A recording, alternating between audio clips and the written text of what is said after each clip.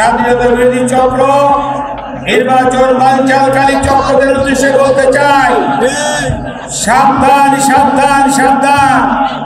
BNP যদি খেলায় নামে খেলতে খেলতে আপনাদের বঙ্গোপসাগরে ফেলে দেবে। তারুণ্যের প্রথম ভোট ধানের শীষের পক্ষে হোক, এই স্লোগানকে সামনে রেখে বিএনপির ভারপ্রাপ্ত চেয়ারম্যান তারেক রহমান ঘোষিত রাষ্ট্র কাঠামো মেরামতের ৩১ দফা বাস্তবায়নের লক্ষ্যে লিফলেট বিতরণ করেছেন বিএনপির কেন্দ্রীয় কমিটির সদস্য ও কিশোরগঞ্জ বাজিতপুর উপজেলা বিএনপির সভাপতি শেখ মুজিবুর রহমান ইকবাল। শুক্রবার ১৭ অক্টোবর বেলা ১১টা থেকে শুরু করে বিকেল পর্যন্ত কিশোরগঞ্জের বাজিতপুর উপজেলার পিরিজপুর ইউনিয়নের ৬টি বাজারে এসব লিফলেট বিতরণ করেন ও গণসংযোগ করেন তিনি।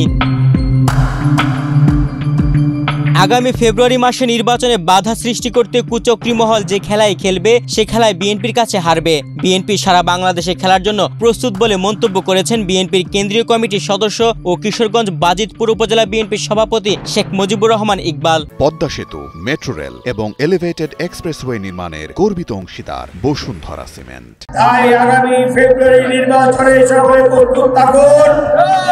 আমাদের দেশ নায়ক তারেক রহমান ইনশাআল্লাহ আগামীতে দেশের হাল ধরবে।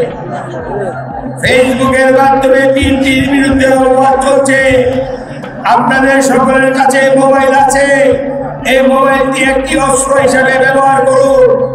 যারা বিএনপির বিরুদ্ধে বিষয় করে, বিএনপির বিরুদ্ধে মিথ্যা প্রচার প্রচারণা করছে, সঙ্গে সঙ্গে আপনি মোবাইলটাকে একটা কামানের মতন ব্যবহার করবেন।